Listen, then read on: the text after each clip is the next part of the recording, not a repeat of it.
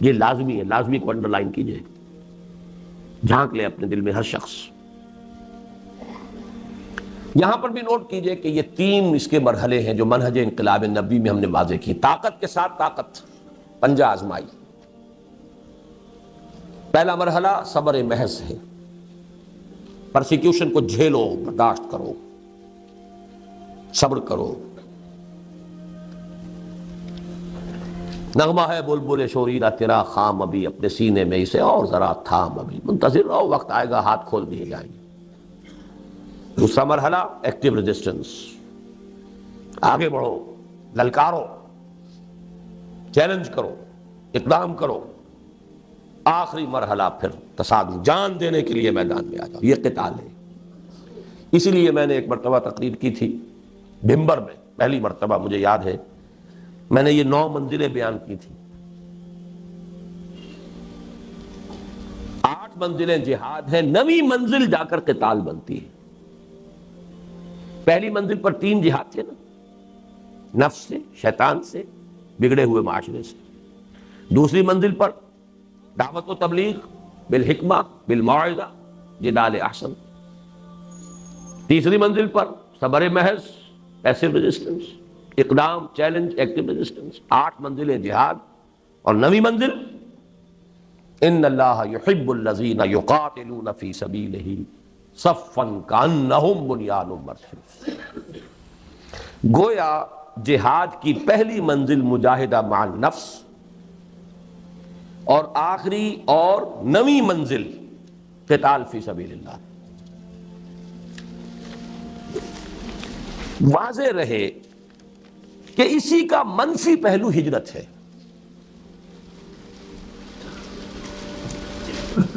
بہت اہم بحث شروع ہوگی۔ جیسے اسلام کا منفی پہلو اطاعت کا تقویٰ ہے، حکم مانو، حکم پر عمل کرو، اطاعت، نافرمانی سے بچو، بات تو ایک ہی ہوئی۔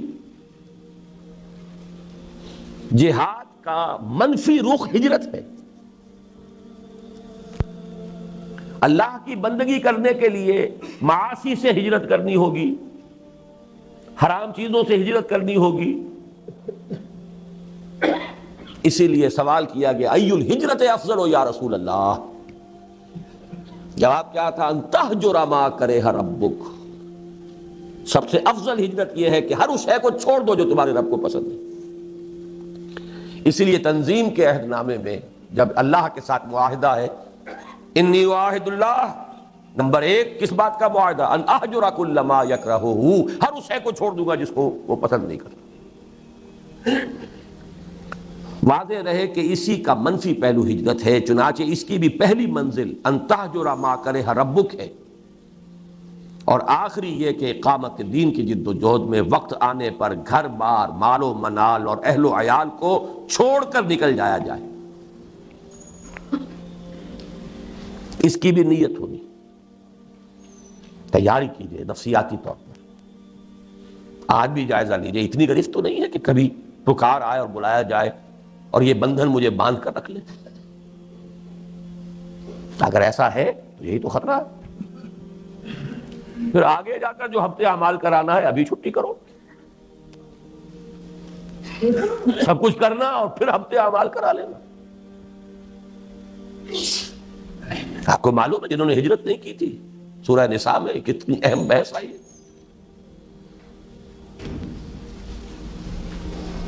تو ہجرت، لیکن یہ کہ پورے لیول کے اوپر غلط خیالات ذہن سے نکالو، غلط نظریات نکالو، ہجرت ہے۔ غلط صحبت کو چھوڑو، ہجرت ہے۔ نخلہ و نترک من یفجرک، ہجرت ہے۔ دوستیوں کو چھوڑو، ہجرت ہے۔ محبتوں کو کاٹو اس تلوار سے، ہجرت ہے۔ تو جیسے جہاد، جیسے سانس ہے اس کی آمد و شد، آنا اور جانا، اسی طرح جہاد اور ہجرت ہے۔ کچھ لوگ جو ہے وہ اصطلاحی مفہوم لے کر اور نہ معلوم کہاں سے کہاں، جب نیت میں فطور ہو، کام چوری ہو، تو خوہ بدرہ بہانا ہے بسیار۔ جہاد اور ہجرت لازم و ملزوم، ایک مثبت ایک منفی، کرنٹ چل ہی نہیں سکتا، ایک پازیٹو وائر ایک نیگیٹو وائر۔ جہاد کی پہلی دو منزلوں کے لیے اصل آلہ و ہتھیار قرآن مجید ہے۔ نفس سے جہاد کریں گے، کس شے سے؟ کیسے ماریں گے نفس کو؟ اس کو پاک کرنا ہے کس سے؟ قرآن سے۔ یا ایھا الناس قد جاءکم موعظۃ من ربکم وشفاء لما فی الصدور۔ شیطان سے لڑو گے کس تلوار سے؟ کشتن ابلیس کار مشکل است، زاں کہ او گم اندر اعماق دل است، خوشترا باشد مسلمانش کنی کشتہ شمشیر قرآنش کنی، جاہدہم بہی جہادا کبیرا۔ دوسری منزل قرآن، تذکیر قرآن سے، تبشیر قرآن سے، انذار قرآن سے، دعوت قرآن کی، تبلیغ قرآن کی، وہ سارا مرکز و محور اس کا۔ اوحی الی ھذا القرآن لانذرکم بہ ومن بلغ فلقد یسرناہ بلسانک لتبشر بہ المتقین وتنذر بہ قوما لدا۔ نفس کے خلاف جہاد کرنا ہے، ومن اللیل فتہجد بہ نافلۃ لک۔ دعوت کے لیے غلط نظریات کا ابطال کرنا ہے قرآن کے ذریعے، ایمان کا اس بات کرنا ہے قرآن سے ہوگا۔ نور یہ ہے، اندھیاروں سے یہ نکالے گا، لِيُخْرِجَكُم مِّنَ الظُّلُمَاتِ إِلَى النُّورِ فَآمِنُوا بِاللَّهِ وَرَسُولِهِ وَالنُّورِ الَّذِي أَنزَلْنَا وَجَاهِدْهُمْ بِهِ جِهَادًا كَبِيرًا۔ مکی دور کی شمشیر قرآن اتر کر ہرا سے سوئے قوم آیا اور ایک نسخہ کیمیا ساتھ۔ جہاد کی پہلی دو منزلوں کے لیے اصل آلہ و ہتھیار قرآن مجید ہے، یعنی جہاد بالقرآن۔ چنانچہ مجاہدہ مع النفس کا مؤثر ترین ذریعہ ہے قرآن کے ساتھ قیام اللیل یا تہجد، اور دعوت و تبلیغ کا پورا عمل بھی قرآن حکیم ہی کی اساس پر اور اسی کے ذریعے ہونا چاہیے۔ یتلو علیہم آیاتہ ویزکیہم ویعلمہم الکتاب والحکمہ، سارا اساسی منہاج قرآن کے گرد گھوم رہا ہے۔ تیسری اور آخری منزل عہد حاضر میں جہاد بالید کی موضوع ترین صورت فواحش و منکرات کے خلاف پرامن مظاہرے ہیں، صرف مظاہرہ نہیں، پکیٹنگ، گھیراؤ، جلاؤ نہیں، گھیراؤ نہیں ہونے دیں گے۔ بل حافظون لحدود اللہ، چلاؤ گولی، مار دو جتوں کو مارتے ہو، شہادت ہے مطلوب و مقصود مومن، نہ مال غنیمت نہ کشور کشاد۔ یہ میرا کل کا موضوع ہے، لیکن یہ کہ یہاں جہاد بالید، اسی کو نہیں المنکر بالید کہا ہے۔ من رأى منکم منکرا فلیغیرہ بیدہ فإن لم یستطع فبلسانہ فإن لم یستطع فبقلبہ وذلک اضعف الایمان۔ ومن جاہدہم بیدہ فہو مؤمن ومن جاہدہم بلسانہ فہو مؤمن ومن جاہدہم بقلبہ فہو مؤمن ولیس وراء ذلک من الایمان حبۃ خردل۔ لیکن نوٹ کیجئے، لیکن اس میں نوبت فقہائے کرام کی طے کردہ شرائط کے تحت قتال یعنی جہاد بالسیف تک بھی آ سکتی ہے۔ اس کو یہ سمجھ لینا کہ یہ سرے سے اب دائرے سے خارج ہو گیا، یہ تو قادیانیوں کا خیال ہے، اور بالفعل ہمارے بہت سے علماء اسے خارج کیے بیٹھے، بڑے بڑے مفکرین خارج کیے بیٹھے۔ بعض لوگوں کو یہ مغالطہ لاحق ہو گیا ہے، فاسق و فاجر حکمرانوں کے خلاف خروج نہیں ہو سکتا۔ یقیناً بعض ایسی احادیث ہے، لیکن دوسری احادیث بھی موجود ہے۔ جب ایک ہی حدیث سے آپ سارا مسئلہ نکالیں گے تو بڑی گمراہی میں آ جائیں گے۔ من قال لا الہ الا اللہ دخل الجنہ، یہاں تو ایمان بالرسالت بھی ثابت نہیں ہوتا۔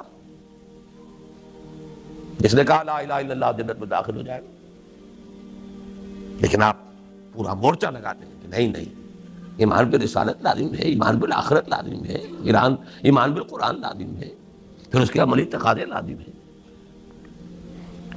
تو اس کو بھی اچھی طریقے سے سمجھ لیجئے، قتال اور فساق و فجار حکمرانوں کے خلاف طاقت کا استعمال، لیکن اس کی شرائط ہے۔ امام ابو حنیفہ، جن کو میں سید الفقہاء سمجھتا ہوں، انہوں نے اس کے لیے واضح طور پر کہا ہے کہ نہیں المنکر اگر زبان سے مؤثر نہیں ہو رہا تو فبالسیف،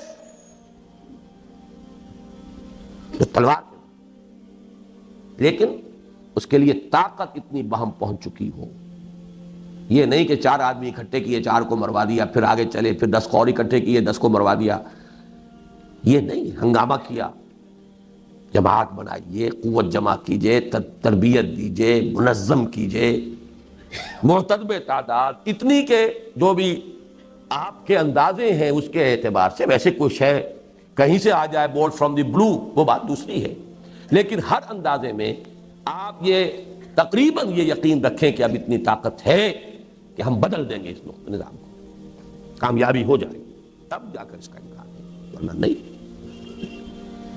ٹیررزم جو ہے جو چل رہا ہے آج کل، وہ در حقیقت جہاد اور قتال کو بدنام کرنے والی چیز ہے، لیکن یہ کہ اس کو خارج کر دینا یہ بھی غلط ہے۔ اس میں نوبت فقہاء کرام کی طے کردہ شرائط کے تحت قتال یعنی جہاد بالسیف تک بھی آ سکتی ہے۔ یہ ہے جہاد کی بحث۔ پہلا جو لازمی تقاضا ہے ان 3 فرائض کے لیے وہ ہے جہاد۔ دوسرا لزوم اجتماعیت، اجتماعیت کا لزوم، اس میں بھی درجے ہوں گے، کسی جگہ یہ مستحب ہوگا، کسی جگہ یہ مفید کہہ لیجئے، ممد کہہ لیجئے، کسی جگہ لازم ہوگا، ہر وقت ہر حال میں لازم نہیں ہے۔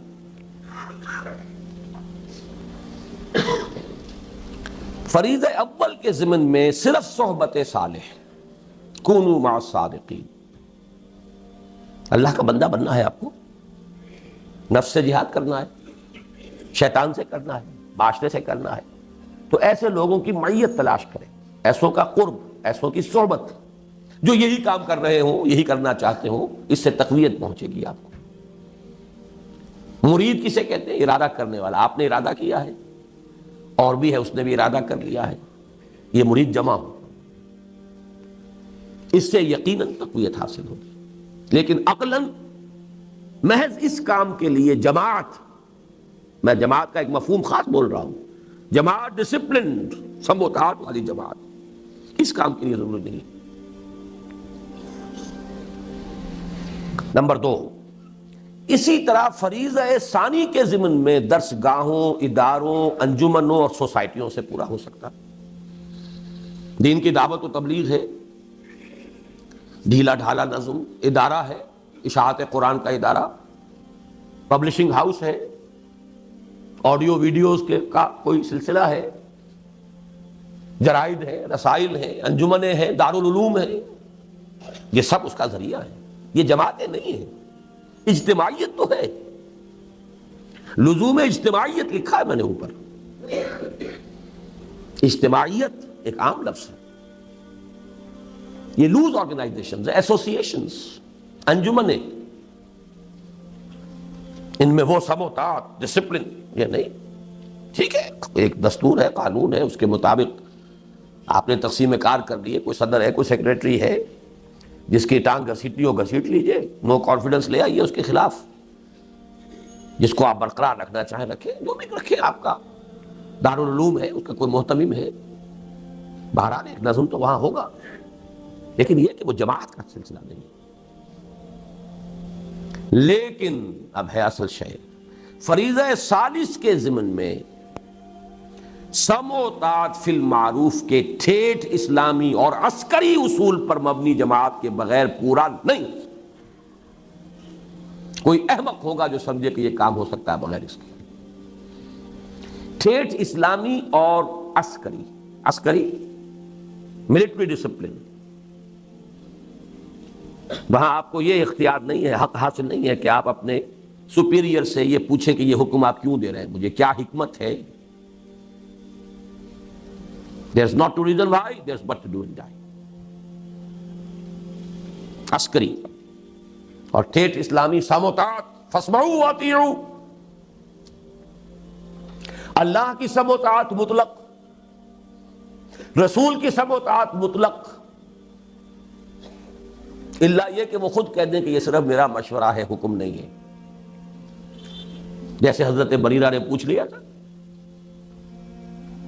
حضرت مغیث ایک غلام تھے، حضرت بریرہ ایک کنیز تھیں، ان کے ساتھ نکاح تھا. حضرت عائشہ کی کنیز تھی حضرت بریرہ. حضرت عائشہ نے انہیں آزاد کر دیا، اب ان کا سٹیٹس ہو گیا اونچا، وہ غلام کے غلام تھے. یہ ایک خیار حاصل ہوتا ہے، اختیار، چوائس. کنیز پہلے جس کے نکاح میں تھی، کنیز ہونے کی حیثیت سے کسی غلام کے، اب جب وہ حرہ ہو گئی، آزاد ہو گئی، تو شی ہیڈ این آپشن. وہ چاہے تو اب اس کے نکاح میں رہے، چاہے تو نہ رہے. کفر نہیں رہا نا اب وہ. تو حضرت بریرہ نے کہا میں تو اب اس کے نکاح میں نہیں رہوں گی مغیث کے. انہیں بہت محبت تھی، انہوں نے پہلے خود خوش آمد کی، نہیں مانی، پھر سفارش کروائی. سفارش بھی کس کی؟ محمد رسول اللہ صلی اللہ علیہ وسلم کہ حضور اس سے کہیے. حضور نے فرمایا بریرہ کیا حرج ہے اگر تم مغیثی کے گھر میں رہو.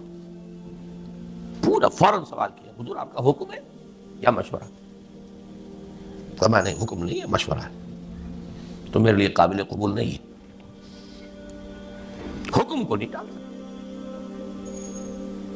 ما كان لمؤمن ولا مؤمنة اذا قضى الله ورسوله امرا ان يكون لهم الخيرة في امرهم. مشورے کو آپ سوچ سکتے ہیں، ٹھیک ہے، چوائس ہے. ایک عورت جانتی ہے کہ بیوی کی حیثیت سے اسے کیا فرائض ادا کرنے ہیں. ذہناً قلباً جس کو وہ قبول نہ کر رہی ہو، اس کے ساتھ وہ حقوق جو ہیں وہ ادا کر سکے گی کہ نہیں کر سکے گی. She knows it better. حکم نہیں دیا. لیکن حکم ہو تو سمع و طاعت مطلق، نو ایکسیپشن. آگے چل کر حضور کے بعد اب ہے فی المعروف. صرف ایک اس کے اندر ایکسیپشن ہوگی، اگر اللہ اور اس کے رسول کے واضح احکام کے خلاف کوئی بات ہے تو نہیں مانیں گے. اس کی وضاحت میں بعد میں کروں گا کیونکہ مجھے آج ایک حدیث بھی ذرا آپ کو پڑھانی ہے. تو یہ لزوم اجتماعیت جو ہے، اس کا تقاضا فریضہ اول کے ضمن میں صرف صحبت صالح سے پورا ہو جاتا ہے. کونوا مع الصادقین. سیکنڈ لیول پر درس گاہوں، اداروں، انجمنوں اور سوسائٹیوں سے پورا ہو سکتا ہے. سمع و طاعت والی جماعت ضروری نہیں. لیکن فریضہ ثالث کے ضمن میں سمع و طاعت فی المعروف کے ٹھیٹھ اسلامی اور عسکری اصول پر مبنی جماعت کے بغیر پورا نہیں ہو سکتا. یہی مراد ہے حضور کے ان الفاظ مبارکہ سے آمرکم بخمس بالجماعت والسمع والطاعت والہجرت والجہاد فی سبیل اللہ. آپ یہ بھی کہہ سکتے ہیں میں نے پورا جو ہے یہ 2 گھنٹوں میں صرف اس حدیث کا درس دیا ہے آپ کو. جہاد اور ہجرت جڑے ہوئے بریکٹڈ، سمع و طاعت جڑے ہوئے بریکٹڈ، جماعت پلس بریکٹ شروع، سم جمع طاعت بریکٹ بند، جمع بریکٹ شروع، بلکہ ضرب، یہاں جمع نہیں ضرب، بریکٹ شروع جہاد پلس ہجرت بریکٹ بند. اس حدیث کو یوں ذہن میں رکھیے. جماعت کون سی؟ سمع و طاعت والی. یہ لازم و ملزوم ہے، بریکٹڈ ہے. سنو اور مانو. یہ کس لیے ہے؟ ضرب دینا ہے اس کو. وہ ہے ہجرت و جہاد. آمرکم بخمس بالجماعت والسمع والطاعت والہجرت والجہاد فی سبیل اللہ. تیسرا لزوم بیعت. وہ نماز کے لیے وضو کے لیے پاک پانی. بیعت جو ہے،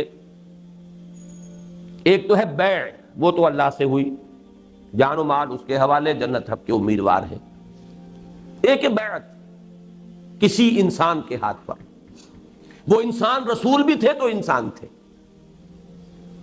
ان کے ساتھ بیعت سمع و طاعت مطلقاً.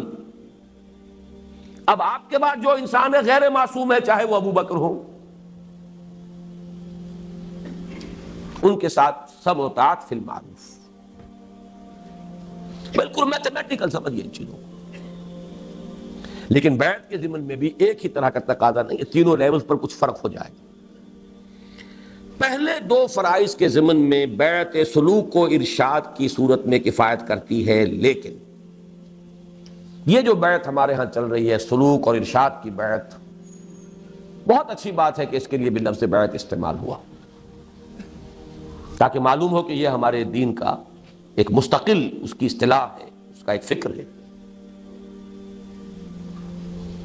اور وہ بیعت عقبہ اولیٰ کے ساتھ میں سمجھتا ہوں کہ اس کا ربط اور تعلق ہے۔ بیعت ارشاد، پہلی بیعت حضور نے یہی لی تھی، شرک نہیں کریں گے، چوری نہیں کریں گے، زنا نہیں کریں گے، تہمت نہیں لگائیں گے وغیرہ، اور جس نیک بات کا آپ حکم دیں گے وہاں معروف تھا، یہ پہلا درجہ تھا اس بیعت کا بھی۔ آج وہ بیعت از روئے قرآن صرف بیعت النساء ہے، یہ سلوک کی بیعت زنانہ بیعت ہے، یہ مردانہ بیعت نہیں ہے، زنانہ بیعت۔ نوٹ کر لیجئے اس کو، قرآن حکیم نے وہی الفاظ لیے ہیں، حالانکہ سورہ ممتحنہ سن 6-7 میں نازل ہو رہی ہے، بیعت عقبہ اولیٰ سن 10 میں، سن 10 نبوی، ہجرت سے 1.5-2 سال قبل لی جا رہی ہے، ایک فصل ہے 8-9 برس کا، لیکن وہی الفاظ جو بیعت عقبہ اولیٰ کے تھے وہی قرآن میں آئے، بیعت النساء، یہ زنانہ بیعت ہے، مردانہ بیعت نہیں ہے۔ مردانگی تو چاہیے، وہ میدان میں جب آنا ہے، مردانہ بیعت وہاں درکار ہے، وہ فرض خواتین پر نہیں ہے، زنانہ بیعت لیکن ہے بیعت۔ اس کے بارے میں ہمارے ہاں وہ جو اہل حدیث مسلک کے لوگ ہیں وہ اس کی نفی کر دیتے، کوئی بیعت نہیں، اس کا کوئی اصول نہیں، کوئی اس کا ثبوت نہیں، غلط بات ہے۔ بیعت عقبہ اولیٰ بیعت ہی یہی ہے، بیعت النساء بیعت ہی یہی ہے، بیعت ارشاد ہے، وہ بھی صحیح ہے، حق ہے، لیکن وہ بیعت جو مردوں سے مطلوب ہے وہ کچھ اور ہے۔ اگر یک قطرہ خونداری، اگر مشتے پرے داری، بے آبا من تو آموزم طریق شاہ بازی راہ، مردانگی اس کے لیے بیعت جو ہے وہ ہے نمبر 3۔ فریضہ ثالث کے ضمن میں بیعت سمع و طاعت فی المعروف کی صورت لازمی و لابدی، اب میرے پاس اور الفاظ نہیں ہے جس کو میں تاکید کیسے دوں، کیسے کروں، لازمی ہے، لابدی ہے، کوئی اس سے رستگاری نہیں۔ لا تو کہیے کہ وہ فرض ہے ہی نہیں، ٹھیک ہے، چھٹی ہو گئی، جس گاؤں جانا نہیں اس کا راستہ کائے کو پوچھنا۔ اگر مانتے ہیں کہ وہ فرض ہے، بلند ترین منزل کے لیے جد و جہد فرض، تو کوئی پاگل ہوگا، احمق ہوگا، ڈھیٹ ہوگا جو اس کے لزوم کا انکار کرے۔ فریضہ ثالث کے ضمن میں بیعت سمع و طاعت فی المعروف کی صورت لازمی و لابدی، اسی کی جانب اشارہ ہے مسلم شریف کی روایت عن عبداللہ ابن عمر رضی اللہ تعالی عنہما میں، جس میں حضور صلی اللہ علیہ وسلم کے الفاظ مبارکہ وارد ہوئے ہیں کہ من مات ولیس فی عنقہ بیعۃ مات میتۃ جاہلیۃ، جو شخص مرا اس حال میں کہ اس کی گردن میں بیعت کا قلادہ نہیں تھا، وہ جاہلیت کی موت مرا ہے، ایمان اور اسلام کی موت نہیں مرا ہے۔ جو لوگ اس بیعت ارشاد کو سمجھ لیتے ہیں کہ یہ تقاضا پورا ہو رہا ہے، وہ اپنے آپ کو دھوکہ دے رہے ہیں۔ یہ دوسری بیعت کا تذکرہ ہے۔ اس حدیث کے بارے میں بھی میرے جو الفاظ تھے اوریجنل ان میں نے تھوڑا سا اضافہ کیا ہے۔ اس پر اصل میں مجھے متنبہ کیا تھا مولانا سید حامد میاں رحمۃ اللہ علیہ نے، جو ہمارے مستشارین میں سے تھے تنظیم کے۔ وہ چونک گئے اس کو دیکھ کر، کہنے لگے آپ جس طرح اس کو لازم قرار دے رہے ہیں، یہ مفہوم تو ہمارے بزرگوں اور اسلاف میں سے کسی نے بیان نہیں کیا کہ اس معنی میں یہ بیعت جو ہے لازم ہے۔ میں نے انہیں ایک جواب دیا بڑی ٹیکنیکل ٹرمز میں، مولانا عصمت اللہ صاحب سمجھیں گے اس ٹیکنیکل ٹرمینالوجی کو۔ میں نے کہا مولانا پہلی بات تو یہ ہے کہ کسی شے کا عدم ذکر اس کے عدم وجود کو مستلزم نہیں ہے۔ کسی شے کا ذکر نہ کیا جائے تو اس کا مطلب یہ نہیں کہ وہ ہے نہیں۔ یہاں کتنے لوگ ہیں، میں کچھ لوگوں کا ذکر کرتا ہوں تو اس سے باقی لوگوں کی نفی تو نہیں ہو جائے گی۔ اگر اسلاف میں سے کچھ لوگوں نے اس کا ذکر نہیں کیا تو اس سے یہ لازم نہیں آتا کہ تھا ہی نہیں ہو، مثال دی.